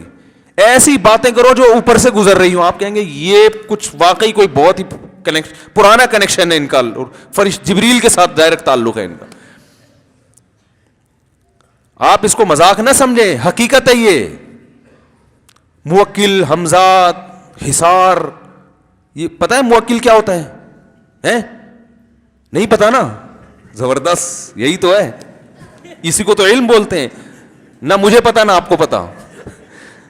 جو روحانی علاج کرنے والا ہوتا ہے نا, وہ کمبخت آج تک خود بھی کسی موکل کو ڈیفائن نہیں کر سکا. کسی لیبارٹری میں وہ موکل نہیں آیا, کسی نے کوئی ٹریس ہی نہیں کیا آج تک. حمزاد اور موکل اور یہ اور حصار اور پتہ نہیں ٹوپی ڈرامے لگا رہے ہوتے. وہ جو حصار حدیث سے ثابت ہے نا, وہ الگ چیز ہے, کیونکہ یہ فوراً کہتے ہیں کہ یہ حدیث کا منکر ہے. تو اب اگر ویسے ہی کچھ بھی نہ آتا ہو, صرف روحانی ٹوپی ڈرامہ, روحانی وہ دکان کھول کے بیٹھ جائے, وہ اتنی چلتی ہے, پھر اس میں ڈاکٹر کا بھی اگر تڑکا لگا دیا آپ نے, تو آپ کو دو فائدے ہوں گے. نمبر ایک, اب آپ سے کوئی یہ پوچھے گا نہیں کہ آپ کون سی یونیورسٹی سے فارغ ہیں, کیونکہ آپ روحانی ہیں تو آپ تو جھوٹ بول نہیں سکتے. آپ سے یہ پوچھ لینا کہ اپنا کوئی سند تو دکھاؤ, اب یہ آپ کے گستاخ ہونے کی دلیل ہوگی. آپ بزرگوں کے گستاخ ہیں. آپ نے اتنے بڑے بزرگ سے جو جنات اتارتے ہیں, جو موکل حمزادوں کو قبضے میں رکھا ہوا ہے, اور خدا نے ان کو خصوصی کچھ عنایتیں کی ہوئی ہیں, ان سے آپ نے یہ پوچھ لیا کہ کہاں سے فارغ ہو. استغفر اللہ. ان کے خلاف کوئی کلپ بھی نہیں بنتا. حیرت ہے یار. کلپ بنتے ہیں تو وہ کوئی علماء کے خلاف بن رہے ہیں آج کل کلپ. ان کی زبان سے غلطی ہو گئی تو کلپ آئے گا, لیکن ان لوگوں یہ بڑے مزے ہیں ان کے زندگی میں. تو پیسہ کمانے کا بہترین طریقہ کیا ہے؟ ایسی باتیں پھینکنا شروع کر دو جو لوگوں کی سمجھ میں, خود آپ کی سمجھ میں نہ آئے. وہ پہلے سمجھو کہ میں خود سمجھ رہا ہوں, اگر سمجھ رہے ہو تو پھر نہیں کرو لوگوں کے سامنے بات, کیونکہ لوگ بڑے ذہین ہوتے ہیں, وہ بھی خود بھی سمجھ جائیں گے, تو پھر آپ کی دکان چلے گی نہیں. پہلے آپ شیشے کے سامنے پریکٹس کرو, ایسی باتیں کرو, آپ کو الحمدللہ میری سمجھ میں ایک لفظ نہیں آیا کہ میں نے کہا کیا ہے. اور آپ دیکھ لو روحانی والوں کو سرچ کرو نا یوٹیوب پہ, ان کی باتیں. ایک کسی نے بھیجا کہ ان حضرت کو سنیں آپ, میں نے سنا, میں نے کہا مجھے تو سمجھ میں نہیں آ رہا یہ بول کیا رہا ہے. کہہ رہے ہیں یہ حضرت یہ بہت اوپر کی باتیں ہیں. میں نے کہا جب ہم اس زمین میں رہتے ہیں نا تو اسی زمین کی باتیں کرو ہمارے سامنے. ہاں اوپر کی باتیں اللہ کے نبی کر کے چلے گئے ہیں, جنت جہنم کی باتیں وہ کافی ہیں ہمارے لیے, اس کے علاوہ ہمیں دائیں بائیں جانے کی ضرورت نہیں ہے. تو وہ ڈاکٹر صاحب نے بتایا کہ وہ جو روحانی تھے, ڈاکٹر بھی ہیں وہ, ان کا میں نے پھر نام لکھا یوٹیوب پہ آ گیا سامنے نا. تو وہ مریدوں کو بیٹھ کے نا, اچھا وہ پیشنٹس اور مریضوں کا رش لگا ہوا ہے, اچھا یہ ڈاکٹر چلے گئے, انہوں نے یہ نہیں بتایا کہ میں ڈاکٹر ہوں. تو کہہ رہے ہیں وہ کیا کر رہا ہے, ایک مرید نے کہا کہ میرے گھٹنوں میں درد ہوتا ہے. تو انہوں نے کہا کہ آپ ایسا کریں, دہی لیں, ٹھیک, اس میں چونا ملائیں, چونا, ایک چمچ چونا, اور پھر کچھ سوچ میں پڑ گئے نا جیسے وہاں سے کچھ ہدایات لے رہے ہوں, فرشتہ سمجھا رہا ہو اب بتانا یہ کرنا, اور لوگ ہاتھ پاؤں چوم رہے ہیں. انہوں نے کہا حضرت چونا ملا کے کون سا, یہ جو کتھا پان والا, ابے نہیں یہ والا نہیں, وہ والا چونا جو دیواروں پہ کرتے ہیں. ایسے کانفیڈنس کے ساتھ وہ ڈاکٹر کہہ رہے دہی چونے کا گھٹنوں سے کوئی تعلق. دیکھو اگر دہی چونے کا گھٹنے سے تعلق ہوتا نا تو پھر لوگ اس سے عقیدت نہ رکھتے. لوگ کہتے ہیں یہ تو سارے ڈاکٹر کہتے ہیں دہی کو چونے میں ملا کے کھاؤ تو گھٹنے صحیح ہو جاتے. یہ ایسی چیز مارکیٹ میں لائے گا جو کسی کو بھی آج تک کائنات میں پتہ ہی نہ ہو. پتہ نہیں کیا کر دو گے, چونا ملا کے دہی سے کھائے گا, وہ کیا ہو جائے گا بھائی, اللہ کے بندو. اب یہ بھی نہیں پتا کہ بجھا ہوا چونا, یا اللہ کرے بغیر بجھا ہوا چونا کھلایا ہو, ایک ہی دفعہ کھائے دوبارہ اس کے پاس جانے کے قابل نہ رہے. تو چونے کی دو ٹائپس ہیں نا, اصل میں تو یہ چونا لگا رہے ہیں, مشورہ اس کو دے رہے کہ تم چونا اس میں رکھ. تو وہ مریدین جناب وہ چونا کھا رہے ہوں گے بیٹھ کے دہی میں ملا کے. ہائے ہائے. ایک حکیم صاحب کا میرے پاس فون آیا کہ میرا یوٹیوب پہ چینل ہے, یعنی یہ جو آرگینک دوائیں ہیں نا, یہ جو حکیموں کی ہوتی ہیں آرگینک ہی ہوتی ہیں, ان کی معجون ہے وسط قدوس اور وہ خمیرہ گاؤ زبان ٹائپ کی چیزیں. تو میرا چینل ہے لیکن میں حکیم ہوں نہیں, تو میرے لیے چینل سے کمانا جائز بھی ہے یا نہیں ہے. میں نے کہا چلو اتنا نیک آدمی ہے کہ مجھ سے پوچھ تو لیا, لوگوں کو تو نہیں بتا رہا, لیکن اس نے کہا کہ یار ایسا نہ ہو گے. تو میں نے کہا جب آپ حکیم نہیں ہیں تو پہلی بات اپنے چینل سے اپنے نام کے ساتھ حکیم ہٹائیں, یہ دھوکہ ہے. آپ نے باقاعدہ کسی حکیم سے پڑھا نہیں ہے یا کسی یونیورسٹی سے پڑھا نہیں ہے. حکمت تو یونیورسٹیوں میں بھی پڑھائی جاتی ہے, یا براہ راست کسی حکیم کے پاس بہت طویل عرصہ گزار کے انسان حکمت سیکھتا ہے. دونوں چیزیں نہیں ہیں, تو آپ جب حکیم نہیں ہیں تو اپنے نام کے ساتھ حکیم نہ لکھیں. آپ یہ بتائیں کہ ہربل دواؤں کی اویئرنیس کے بارے میں ایک چینل ہے, تو وہ جو کامن دوائیں جو دنیا میں چل رہی ہیں تو اس کے بارے میں حکیموں سے معلومات لے کے اپلوڈ کر دیا کریں, لیکن ساتھ ساتھ یہ بتایا کریں کہ تمام دوائیں بچوں کی پہنچ سے دور رکھیں. ہم نے دواؤں کے بارے میں معلومات دی ہیں, لیکن کس نے کون سی دوا کس بیماری میں کتنی مقدار میں کھانی ہے, یہ پہلے کسی حکیم صاحب کو نبض دکھا کے ہر دوا ہر ایک کے لیے بولو بھائی نہیں ہوتی. وہ لسن ہے نا, لسن سارے حکیم کہتے ہیں اور ڈاکٹر بھی کہتے ہیں کہ لسن جو ہے یہ دل کے لیے اچھا ہے, کولیسٹرول کو کیا کرتا ہے ختم. اب آپ یوٹیوب پہ جائیں لسن کے بارے میں ریسرچ کریں, یہ پوری رپورٹیں آ جائیں گی. لسن کولیسٹرول کاٹتا ہے, لسن یہ کرتا ہے, لسن وہ کرتا ہے. لیکن اب آپ نے کسی حکیم یا ڈاکٹر کے مشورے کے بغیر خود لسن کھانا شروع کر دیا تو عین ممکن ہے آپ بھی لسن کی طرح باریک ہو جائیں گے. کیونکہ جس آدمی کی باڈی میں کولیسٹرول نہیں ہے, باریک باریک ہے نا کراچی کے لوگ, تو پہلے ہی ماشاءاللہ باریک باریک ہیں, آپ کو تو ضرورت ہے کولیسٹرول کی یا آپ کو تو ضرورت ہے فیٹ کی. لسن تو فیٹ کو ختم کرتا ہے, آپ نے لسن کھانا شروع کر دیے یا خالی پیٹ کھانا شروع کر دیا, وہ معدے میں تیزابیت ہو گئی, تو آپ تو الٹا لینے کے کیا پڑ جائیں گے, دینے پڑ جائیں گے. ممکن ہے کمزوری سے ہارٹ اٹیک ہو مر جاؤ. تو یوٹیوب پہ بہت سارے چینل ایسے ہیں جو بغیر تحقیق کے دواؤں کے بارے میں، ٹماٹر کے فضائل، آپ یوٹیوب پہ لکھو آ جائے گا، روزانہ آدھا کلو ٹماٹر کھانے سے یہ ہوتا ہے. ایک چینل تھا، اس نے کہا کہ روزانہ 1 چمچہ اگر آپ وہ کیا ہے دار چینی کوٹ کے پاؤڈر بنا کے پئیں تو اس سے جسم کو یہ فائدے. 1 چمچہ دار چینی کا پاؤڈر، وہ تو پاؤڈر ہی پی سکتا ہے بھائی، حقیقت ہے. عام آدمی جو پاؤڈر کا پہلے سے عادی ہو، کیا کر رہے ہو؟ لیکن کوئی حکومت کی طرف سے بھی کوئی پابندی نہیں ہے، کوئی سب آ کے پھینک رہے ہیں اور لوگ ماشاءاللہ ماشاءاللہ زبردست بتایا آپ نے. تو یہ ہے بغیر تحقیق کے، بغیر سند کے باتیں، صحتیں بھی برباد ہوتی ہیں. پھر ایسی بغیر تحقیق کے باتوں کو پھیلانے سے جن چیزوں کا گھر سے تعلق ہو، ملک سے تعلق ہو، ان سے دشمنیاں بھی پیدا ہوتی ہیں. ابھی میجر جنرل وہ کیا نام ہے آصف غفور صاحب جامعۃ الرشید آئے، انہوں نے تقریر میں ایک بات کہی کہ میرے بارے میں واٹس ایپ پہ، فیس بک پہ خبریں پھیلائیں، ایک لڑکی کو دکھایا گیا بکنی پہن کے سوئمنگ کر رہی ہے، اور میرے بارے میں خبر پتہ ہے کہ پاکستان آرمی کا ایک وہ سفیر ہے، نمائندہ ہے، اور اس کی بیٹی دیکھو یہ بکنی پہن کے یورپ میں سوئمنگ پول میں نہا رہی ہے. یہ ہے اسلامی ملک کی اسلامی فوج. انہوں نے کہا کہ میری کوئی بیٹی ہے ہی نہیں. وہ خبر کیا ہوئی ہے؟ پھیل رہی ہے. یہ بھی تحقیق نہیں کرتے. تو یہ صرف یہ ہر طبقے میں، علماء کے خلاف بھی ایسا کچھ ہوتا ہے. علماء پہ الزام لگا دیے جاتے ہیں، جو زیادہ مشہور ہو رہا ہے اس پہ کوئی بھی فحش الزام لگا دو.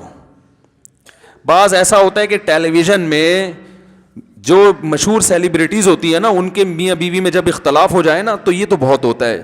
شوہر سے انٹرویو لیا جاتا ہے، وہ بیوی پہ الزام لگا رہا ہوتا ہے، اور عورت سے انٹرویو لیا جائے تو وہ شوہر پہ. جس نے شوہر کا بیان سنا ہوتا ہے وہ اس کی بیوی کو غلط سمجھ رہا ہوتا ہے، جس نے عورت کا بیان سنا وہ شوہر کو غلط. حالانکہ آپ کے پاس کیا دلیل ہے کہ جب ان کے درمیان علیحدگی ہو جائے تو یہ اتنے نیک ہیں کہ ایک دوسرے پر کوئی الزام نہیں لگائیں گے، ایک دوسرے کی پازیٹیو چیزوں کو ہائی لائٹ کریں گے؟ یہ ممکن ہے؟ یہ تو 0.001% لوگ ہیں. جب لڑائی ہو گئی تو اب تو ہر آدمی دوسرے کی، عورت کو موقع ملا وہ شوہر کو ذلیل کر دے گی، شوہر کو موقع ملا وہ عورت کو ذلیل کر دے گا. تو آپ کا اس موقع پر جو موقف ہونا چاہیے، بھائی ہم نے دونوں کی باتیں نہیں سنی ہے لہذا ہمیں نہیں پتا حقیقت کیا ہے. بلکہ جو مثبت سوچ والا آدمی ہوگا وہ ایسے موقع پہ شوہر سے کہے گا کہ جب آپ کی وائف سے علیحدگی ہو گئی تو بس ہو گئی نا، اب اس کو ذلیل کرنے کی ضرورت کیا ہے؟ آپ انٹرویو دے کیوں رہے ہیں؟ اگر کوئی ٹی وی اینکر آپ سے آگے پوچھ رہے کہ کیوں علیحدگی ہوئی، کیا ہوا تھا، آپ بولو بھائی تمہاری بہن تھی، وہ تمہاری بیٹی تھی، تمہیں کیا تکلیف ہے ہمارے گھریلو حالات میں گھسنے کی؟ اور اگر عورت سے انٹرویو لیا جاتا ہے کہ آپ کے میاں کے درمیان علیحدگی کیوں ہو گئی، تو اس کو چاہیے بولے بھائی آپ کو کیا تکلیف ہے، ہمارا آپس کا مسئلہ تھا، شادی ہماری مرضی سے ہوئی، علیحدگی ہماری مرضی سے ہو گئی، میں کیوں اس کے راز کو دنیا کے سامنے فاش کروں؟ ہونا یہ چاہیے، مگر ہو یہ نہیں رہا. اور پھر اس پہ لوگ سب ہاں واقعی ٹھیک ہے نا، ہاں اچھا ایسے وہ ایک اس سے کیا ہوتا ہے، دونوں طرف میں جو دشمنی تھی وہ کم ہونے کے بجائے بڑھ جاتی ہے. پھر وہ مرد اپنی عزت بچانے پہ آتا ہے، پھر وہ جو الزامات عورت میں نہیں ہوتے وہ 4 گنا اور لگاتا ہے. عدالتوں میں یہی تو ہو رہا ہے. عدالتوں میں یہ نہیں ہو رہا کیا؟ جھگڑے دیکھو ذرا عدالتوں میں جا کے، وکیل سمجھا رہے ہوتے ہیں کہ طبیعت سے نہ اس کو ایسا نچا دینا ورنہ وہ تمہیں نچا دے گا. میاں بیوی میں جھگڑے ہوتے ہیں نا، تو عورت اگر عدالت پہنچ جائے تو وکیل نے اس کو پٹیاں پڑھائی ہوئی ہوتی ہیں کہ تم یہ بھی کہنا اس نے زندگی کو بھر کبھی نان نفقہ نہیں دیا، مارتا پیٹتا بھی تھا، وہ پورا اس نے نا کمپوز کر کے رکھا ہوا ہوتا ہے، اس پہ سائن کر لو، باقی صرف نام تمہارا ڈالنا ہے اس میں نے فلاں کی جگہ تمہارے میاں کا نام آ جائے گا. ہمارے پاس تو عدالت خلا کے وہ ڈاکومنٹس آتے رہتے ہیں نا لوگ فتویٰ لینے کے لیے، سب کے ایک ہی جیسے ہوتے ہیں. سب عورتوں کا ایک ہی الزام ہوتا ہے، لڑکیوں سے غلط تعلقات، مارتا پیٹتا بہت، نان نفقہ زندگی میں کبھی. میں ان سے پوچھتا ہوں کبھی دیا نہیں تو 10 سال سے اس کے ساتھ رہ کیسے رہی تھی بھائی؟ نان نفقہ تو ایک دن نہ ملے آدمی پاگل ہو جاتا ہے بھائی. صحیح ہے نا؟ بچوں کو آج تک کبھی پوچھا نہیں. پیدا کیسے ہو گئے؟ اتنے غلط تعلقات تھے آپس میں آپ لوگوں کے، تو بچے کیسے پیدا ہو گئے؟ کچھ تو اچھے تعلقات ہوں گے نا، تھوڑے سے تو اچھے ہوں گے. تو وہ مبالغہ. اور اگر مرد الزام لگا دے تو مرد بھی ایسے ہی کر رہا ہوتا ہے، وہ بھی کہانیاں بنائی ایسی ہے، یہ یوں ہے تو فلانی ہے تو ڈمکانی ہے. تمیز اعتدال مارکیٹ سے کیا چل رہا ہے بھائی؟ سب سے مہنگی چیز جو مارکیٹ میں ہے تمیز. صحیح حقیقت بتاؤ، اعتدال اور تمیز. قرآن کے الفاظ دیکھو، لا یجرمنکم شنآن قوم علی الا تعدلوا. اے ایمان والو، کسی قوم سے دشمنی تمہیں اس پر نہ ابھارے کہ تم عدل کے راستے کو چھوڑ دو. دشمنی میں بھی بات اعتدال سے کرو. کوئی ایسے ٹاپک پہ آپ بات کر لو جو ٹاپک بڑا یونیک قسم کا ہو، تو بجائے اس کے کہ شکر ادا کرو ماشاءاللہ حضرت نے اس موضوع پر بات کر کے دل خوش کر دیا، نہیں، ان کو مشہور ہونے کا شوق ہے، اس لیے ایسا ٹاپک چھڑا ہے. مشہور ہونے کا کیا ہے؟ 4 شادیوں میں بات اس لیے کرتے ہیں، کوئی نہیں کرتا تو یہ کرتا ہے تھوڑا مارکیٹ میں. کیا خیال ہے؟ ہائے ہائے کیا روئیں، کہاں جائیں. تو مارکیٹ میں جو چیز چل رہی ہے وہ کیا چل رہی ہے؟ بلا تحقیق شوہر اپنی بیوی سے اپنی ماں کے خلاف سنتا ہے، ایک دم بوکھلاتا ہے کہ نہیں بوکھلاتا؟ اچھا میری ماں نے ایسا بولا، اور ایک دم چنگیز خان. بھائی ہو سکتا ہے مبالغہ کر رہی ہو، جھوٹ بول رہی ہو. نہیں بھی بیوی میری جھوٹ نہیں بولتی، تو بھائی اس کا مطلب تمہاری ماں غلط ہے. پھر اس کے بارے میں فوراً فیصلہ کر لیا کہ وہ غلط ہے، اس کے بارے میں کہ یہ غلط نہیں ہو سکتی. بے اعتدالی ہے یا نہیں؟ اس طرح ماں سے سنتے ہیں اپنی بیوی کے خلاف، ایک دم برغلا جاتے ہیں. کس کے خلاف؟ بیوی کے خلاف. وہ تحقیق نہیں کرتے. ہو سکتا ہے ماں غلط، ماں بھی تو کسی کی بہو تھی نا، تو بھائی ہو سکتا ہے ماں غلط کہہ رہی ہو، مبالغہ کر رہی، ایسی اتنی ہو نہیں جتنی اس نے بڑھا کے بیان کر دیا ہو. دیکھو شریعت کا اصول یہ ہے کہ جب کوئی کسی کے حق میں گواہی دے گا تو اس کا قریبی رشتہ دار نہیں ہونا چاہیے. اسی طرح اصول یہ ہے کہ جب کوئی کسی کے خلاف گواہی دے گا تو شریعت کہتے ہیں ان کے درمیان پہلے سے کوئی بغض نہیں ہونا چاہیے، ورنہ یہ گواہی قبول نہیں ہوگی، کیونکہ یہ بغض اس کو مجبور کرے گا غلط گواہی دینے پر. یہ اصول اسلام نے بنا دیا. تو یہ اصول تو بھائی گھر میں بھی چلے گا کہ نہیں چلے گا؟ ساس کی گواہی بہو کے خلاف قبول نہیں ہے، اور بہو کی ساس کے خلاف تو اتنی بات ایک 8ویں کلاس کے بچے سے پوچھو وہ کہے گا بالکل صحیح ہے. تو سمجھدار لوگوں کی سمجھ میں نہیں آ رہی یہ بات. نفرت اپنی بہن سے اپنی بیوی کے خلاف سنتے ہیں ایک دم تیش میں آ جاتے ہیں. او بھائی وہ تمہاری بہن ہے، وہ اس کی بہن تھوڑی ہے. صحیح ہے نا؟ اس کی تو وہ اس کی تو دشمن ہے. وہ یہ سمجھ رہی ہے کہ اس نے میرے بھائی پہ قبضہ کر لیا. یہ بھائی پہلے تو ہمارے لیے تحفے لایا کرتا تھا اور ہمیں گھمانے لے جاتا تھا، اب جب سے بیوی آئی ہے زیادہ تنخواہ تو اس کو دے رہا ہے، تو اس کی تو وہ حریف ہے. سب گھروں میں ایسا نہیں ہوتا، لیکن مارکیٹ کی بات کر رہا ہوں نا میں. ہر گھر میں تھوڑی ایسا ہوتا ہے. آپ کہیں ہمارے گھر میں تو ایسا نہیں ہوتا، آپ لوگوں کے علاوہ کی بات کر رہا ہوں. تو بدگمانیاں ادھر سے بات اس کی سنی، ایک دم اس کے خلاف ہو گئے. رسول اللہ صلی اللہ علیہ وسلم نے ارشاد فرمایا، الرفق ما کا، کیسی پیاری حدیث ہے، پڑھنے میں بڑا مزہ آتا ہے. عمل ہم سے بھی ہو نہ ہو، اللہ ہمیں بھی توفیق دے، لیکن حدیث کے الفاظ کو پڑھنے میں بڑا مزہ آتا ہے. فرمایا صحیح حدیث ہے، الرفق ما کان فی شیء الا زانا وما نزع عن شیء الا شانا. فرمایا کسی بھی کام میں جب نرمی ہوتی ہے نا، تمیز، نرمی کا ہم اپنی زبان میں ترجمہ کریں گے تمیز، امن شانتی کے ساتھ، ایک دم جذبات سے ہٹ کرو. تو جب بھی کسی کام میں یہ نرمی پیدا ہو جائے، تمیز پیدا ہو جائے، تو وہ کام مزین بن جاتا ہے. یعنی گویا خراب کام بھی کیا ہو جاتا ہے؟ اچھا. وما نزع عن شیء، اور جب کسی کام سے تمیز نکال لی جائے، نرمی، اصل میں تو حدیث کا مطلب نرمی ہے، تو ہم اس کو عام زبان میں نا تمیز کہتے ہیں نا. بھائی ذرا کوئی آپ سے سختی سے بات کر رہا ہو تو آپ کیا کہتے ہیں؟ تمیز سے بات کرو، مطلب نرمی سے بات. افرا تفری میں بیگم کھانا بنا کے غلط شلط بنا دی، بھائی تمیز سے بناؤ، یعنی نرمی سے، آرام سے، امن شانتی کے ساتھ. ٹھیک ہے. آپ گھر میں سختی سے بات کرو تو بیگم کیا بولتی ہے؟ بھائی ذرا تمیز سے.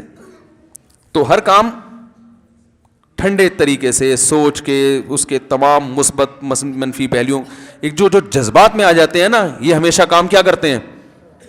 بگاڑ دیتے. تو آپ صلی اللہ علیہ وسلم نے فرمایا وما نزیع عن شیء الا شانا، تمیز اور نرمی کسی بھی کام سے اگر نکال لی جائے تو اچھا والا کام بھی کیا ہو جاتا ہے؟ بیڑا غرق. جب بھی کسی کام، دیکھو حلوے میں اگر چینی نکال لو گے تو حلوے کا بیڑا غرق ہو گیا کہ نہیں ہو گیا؟ آپ شوگر کے مریض کو پھیکا حلوہ کھلا رہے ہیں، وہ کہا بھائی اس میں تو چینی ہے ہی نہیں آپ کے، آپ چونکہ شوگر کے مریض ہیں، تو کہا بھائی حلوہ کھلانے کی کیا ضرورت تھی مجھے یار، سموسے کھلا دیتے، پکوڑے کھلا دیتے. میری شوگر کا جب اتنا خیال ہے بھائی، جب اتنا خیال ہے تو پھر حلوے کا لیبل تو ہم تو حلوہ تو یہی سمجھ کے منہ میں پانی آ گیا تھا کہ میٹھا ہوگا. تو بات کیا چل رہی تھی صرف، ہاں ادھر کی بات سن کے ایک دم اس کے خلاف، ایک سیاسی لیڈر کا کیا تبصرہ سنیں گے تو فوراً دوسرے کے خلاف ایک دم مغلظات، ابے یہ ہے ایسا، ابے یہ یوں ہے. ادھر والا سنے گا تو ان کے خلاف. بڑا بھائی چھوٹے بھائی کے خلاف کوئی لفظ سن لے گا نا محلے پڑوس سے، ایک دم چھوٹے کی آگے دھنائی لگا دے گا، ایک دم تانے دینا شروع کر دے گا. چھوٹا بڑے کے خلاف سنے گا. تو یہ چل رہا ہے دفتروں میں بھی ایسا ہی ہو رہا ہے. باس کو جا کے کوئی کمپلین کر دے نا کہ وہ یہ کر رہا تھا، تو باس یہ نہیں کہ تمیز سے اچھا اچھا غور کرتے ہیں، اچھا ٹھیک، بلایا بھائی ہاں مسئلہ کیا ہے، تمیز سے وہ ایک دم اس کے خلاف جوش میں آ جائے گا. لیکن کمپنیوں میں اکثر ایسا ہوتا نہیں ہے، کیونکہ وہ نا اپنی فیکٹری کی پرواہ ہوتی ہے، اس کو بچانے کی فکر ہوتی ہے. گھروں میں زیادہ ہو رہا ہوتا ہے، گھر بچانے کی فکر مارکیٹ سے کیا چل رہی ہے، شارٹ چل رہی ہے. تو کسی کے بیان میں، کسی کے عمل میں، گھریلو معاملات میں، حکومتی معاملات میں، بین الاقوامی معاملات میں، بعض معاملات بین الاقوامی سطح پہ ایسے ہوتے ہیں کہ حکومت یا کسی بھی شخص کو پتہ ہوتا ہے کہ غلط ہو رہے ہیں، لیکن اس کو پتہ ہے اگر میں نے بولا تو اس سے بھی غلط ہو جائے گا، سمجھ رہے ہیں؟ اس لیے وہ اس میں پہ کیا ہوتا ہے؟ خاموش. اس پہ لوگ بدگمانی کرتے ہیں کہ یہ مصلحت کے نام پہ بزدلی، حالانکہ وہ بزدلی نہیں ہوتی، وہ مصلحت ہوتی ہے. بزدلی اور چیز ہے، حکمت اور مصلحت بولو بھائی الگ چیز ہے. تو ایک صحابی تھے، رسول اللہ صلی اللہ علیہ وسلم نے ان کو بلایا اور ان سے فرمایا کہ تم میں دو خصلتیں ایسی ہیں جو اللہ کو محبوب ہیں، دو خصلتیں ایسی ہیں جو اللہ کو محبوب ہیں. الحلم والانات، ایک برداشت اور ایک ٹھہراؤ طبیعت میں، جلد بازی نہ کرنا. اس سے یہ بھی پتہ چلتا ہے کہ یہ جو حدیث میں آتا ہے نا کہ کوئی تمہاری منہ پہ تعریف کرے تو اس کے منہ پہ خاک پھینک دو، تو یہ ہر تعریف اس میں داخل نہیں ہے. وہ تعریف جو صرف مکھن لگانے کے لیے چمچہ گیری کے طور پر ہوتی ہے نا، چڑھانے کے لیے ذرا تھوڑا پیسے نکال کے دے دے گا. اور اگر کوئی تعریف کسی کے منہ پہ حوصلہ افزائی کے لیے کی جائے کہ یہ اچھی صفات ہیں، اس کو برقرار رکھنا، اسی پہ قائم رہنا، اللہ کو یہ بہت پسند ہے، تو یہ جائز نہیں بلکہ یہ تعریف مستحب ہے، بشرطے کہ یہ امید ہو کہ سامنے والا چوڑے میں نہیں آ جائے گا. بعض دفعہ کسی میں کوئی اچھی چیز ہوتی ہے، آپ جب بیان کر دو تو وہ پھر چوڑے میں آ جاتا ہے، وہ سمجھتا ہے اب تو ہم سیدھے جنت میں ہی جائیں گے، تکبر میں آ جاتا ہے نا. تو ہر ایک کا ظرف بڑا نہیں ہوتا. تو الحلم والانات، فرمایا برداشت اور جلد بازی نہیں ہے، ٹھہراؤ. ابھی کچھ دن پہلے ایک جھگڑا ہے میاں بیوی کا، وہ طلاق پہ آئے ہوئے تھے نا، وہ میاں نے غصے میں آ کے ایک طلاق نکال دی تھی جھگڑے کے دوران. تو وہ آئے ہم سولو صفائی کے لیے. میں نے کہا پہلے تو ان پہ جو بھی پھڈا ہے وہ تو بعد میں حل کریں گے. میاں کو پابند بنایا کہ طلاق کا لفظ اگر آئندہ زبان سے نکالا تو اچھا نہیں ہوگا. طلاق دینی ہو تو یہ طریقہ، اس کے لیے تمیز، سمجھ رہے ہو، مشورہ کرو علماء سے، خاندان کے لوگوں سے، دونوں خاندانوں کو بٹھاؤ، تمیز سے بیٹھو، بات کرو. بھائی نہیں بن رہی، تمیز سے کیا کرو، یہ نہ چنگیز خان کی طرح، یہ تو پاگلوں والا اس جو مارکیٹ میں یہی چل رہا ہے. بھائی طلاق میں ریورس گیئر ہے نہیں ہے نا، تو جو چیز میں ریورس نہیں ہے، جب آپ گاڑی میں جو ہے نا، گاڑی میں تو ریورس گیئر ہوتا ہے، پھر بھی گاڑی کا پہلا گیئر لگانے سے پہلے سوچتا ہے آدمی کہ جانا ہے نہیں جانا ہے، کہاں جانا ہے. ایسے ہی بیٹھے گیئر لگا کے چلانا شروع کر دی، اب سوچ رہا ہوں جاؤں کہاں، پاگل ہوگا نا. حالانکہ اس غلطی کی تلافی ممکن ہے کہ ریورس لگا کے وہیں آ جاؤ جہاں سے چلے تھے. کیا ہو گیا بھائی, سمجھ میں آ رہی ہے بات؟ آپ نے دنیا میں کوئی ایسا بیوقوف دیکھا گاڑی چلا رہا ہو, پہلا گیئر دوسرا گیئر, کہاں جا رہا ہے پتہ نہیں, ابھی سوچیں گے بعد میں, ابھی تو میں غصے میں ہوں بس چلا رہا ہوں, غصے میں لگایا پہلا گیئر میں نے, غصے میں چوتھا پہ لگا دیا میں نے, غصے میں بیٹھتے ہی 3 گیئر اکٹھے لگا دیے. ابے پہلے پہلا لگایا جاتا ہے, تھوڑی اسپیڈ پکڑتی ہے تو گاڑی کا بیڑا. تو غصے میں جو 3 طلاقیں نکالتے ہیں ان کا یہی مطلب ہوتا ہے, وہی پہلے پہلی نکالتے, پھر تھوڑا سوچتے, مہلت دیتے, دیکھتے ابھی برداشت بھی, میں خود بھی برداشت کر سکتا ہوں کہ نہیں کر سکتا. تو وہ سب تمیز, وہ اتنا اہم معاملہ, شادی کرتے ہوئے تو اتنی تمیز ہے کہ جتنی شریعت نے تمیز کا حکم نہیں دیا اس سے بھی زیادہ تمیز. اس میں تو شریعت نے کہا جلدی کرو ہے, وہ تمیز کے چکر میں 40 سال میں جا کے کر رہا ہوتا ہے. کہہ رہے بڑے آرام سے آرام سے. اب 40 سال کے بعد بھائی اب بالکل بھی ضرورت, 10-20 سال رہ گئے ہیں ابھی, تھوڑا اور ٹھہر جاتے قبر میں ہو جاتی شادی, کیا مسئلہ, حوریں مل جاتی. تو جہاں شریعت نے کہا ہے کہ بالغ ہوتے ہی کرو, وہاں سوچتے رہتے ہیں, استخارے نکالتے رہتے ہیں, نکالا نیلا آیا پیلا آیا, پھر وہ لڑکی کا رشتہ مسترد کیا, وہ اردو اسپیکنگ نہیں ہے تو وہ پنجابی نہیں بولتی, وہ پٹھان نہیں ہے, وہ جناب ہم بلوچی ہیں تو بلوچوں میں کریں گے. وہ اتنا سوچ کے بھائی یہ سب لحاظ سے درست ہے, لیکن اس کا قدم اس سے تھوڑا سا اونچا ہے, یہ ٹھگنی زیادہ ہے. اتنی ہو کہ گروپ فوٹو تو اچھی آئے نا, ہم جب کئی تصویر کھنچوائیں تو مرد ایسا ہو بیگم آدھا انچ کم از کم اس سے, تاکہ لگے یہ آدمی ہے یہ عورت ہے, ایسا نہ ہو کہ وہ لوگ اس کو سمجھیں یہ تمہارا باپ ہے. تو اے بڑا تمیز سے نا ہر چیز, جتنی تمیز اور سوچ بچار کا شریعت نے حکم نہیں بھی دیا اس سے بھی زیادہ سوچ رہے ہوتے ہیں. سوچ کے پھر 40 سال 45 سال کے بعد جا کے میرا بیان سن کے کہتے ہیں ہم جلدی شادی کر رہے ہیں. ایک شادی میں گیا تو دولہا نے کہا کہ آپ کا بیان سن کے میں شادی کر رہا ہوں. میں نے کہا آپ کی ایج کتنی؟ کہہ رہے 40 سال. کہہ رہے ورنہ میں ابھی مزید ڈیلے کرتا, آپ جلدی شادی کی ترغیب دیتے ہیں. دیکھ لو یہ مارکیٹ میں کیا ہو رہا ہے. آپ تو شادی کرنے میں اتنا سوچتے ہیں, حالانکہ اس میں تو شریعت نے کہا سوچنا اس میں بھی چاہیے لیکن ایک حد تک نا, باقی اس میں جلدی کا حکم ہے. طلاق میں سوچنے کا حکم ہے, کیا خیال ہے؟ اور اسی لیے اسلام نے 1 کے بجائے 3 رکھی ہیں کہ ایک غلطی سے ہو گئی تو 2 کا آپشن ہے. وہ تینوں غلطیاں ایک ہی ٹائم پہ کریں گے, دھاڑ سے نکال دیں گے. شادی ڈیلے ہو جاتی اس میں کم نقصان ہے, لیکن طلاق جلدی ہونے میں جو نقصان ہے وہ تو بہت بڑی مصیبت ہے. بچوں کا مسئلہ اور پھر خاندانی لڑائیاں, اور پھر ڈپریشن میں خود بھی مرد چلا جاتا ہے. رو رہے ہوتے ہیں ہمارے پاس آ کے, آئے دن واقعات ہیں, یار رو رہا ہوں, ہائے وہ اب تو یاد آ رہی ہے, یہ ہو گیا فلانا ہو گیا.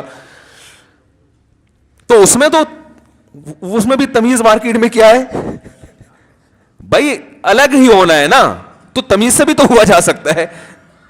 خاندان کو بٹھاؤ کہ یا رشتہ داروں سے مشورہ لو, علماء سے مشورہ لو, سدھارنے کی کوشش کرو, نہیں ہو رہی تو بھائی پھر ان شرائط پہ ہم علیحدگی اختیار کر رہے ہیں. علیحدگی بھی شرائط پہ ہو سکتی ہے, بجائے اس کے کہ وہ عدالت جا کے تمہیں گھسیٹے تم اس کو گھسیٹو. بھائی ان شرائط پہ دیکھو, یہ جہیز ہے یہ تم واپس لے لو, مہر لے لو, ٹھیک ہے نا, بچوں کا خرچہ ہم اس طرح سے مل جل کے اٹھا لیں گے, وہ مجھ سے بھی ملیں گے تم سے بھی ملیں گے, بچوں کو ایک دوسرے کے خلاف ورغلانا نہیں ہے. ایسے تمیز سے جو ہے نا لکھ لکھا کے بس چلو بھائی تم اپنے گھر ہم اپنے گھر, جہاں سے چلے تھے وہیں آ کے کھڑے ہو گئے. تو یہ بھی صحابہ میں تو ایسا ہی ہوتا تھا نہ. نکاح اتنی سستی سے ہوگا نکاح جو ہے کہ اللہ کی پناہ, وہ سستی کا نتیجہ بچے بھگتتے ہیں. پھر بچے ابھی جوان ہوتے نہیں, ابا بوڑھے ہو چکے ہوتے ہیں. تو کہاں سے کہاں بات چلی گئی. تو میں نے 2 چیزیں عرض کر رہا تھا, ایک بغیر تحقیق کے بات پھیلانا, اور ایک بدگمانی. وقت چونکہ پورا ہو چکا ہے تو اللہ نے چاہا تو اگلے جمعے اسی موضوع کو لے کے انشاءاللہ آگے چلوں گا میں. اللہ تعالیٰ عمل کی توفیق عطا فرمائے. Thanks for watching. Don't forget to like, comment, share and subscribe to Mufti Tariq Masood Speeches channel.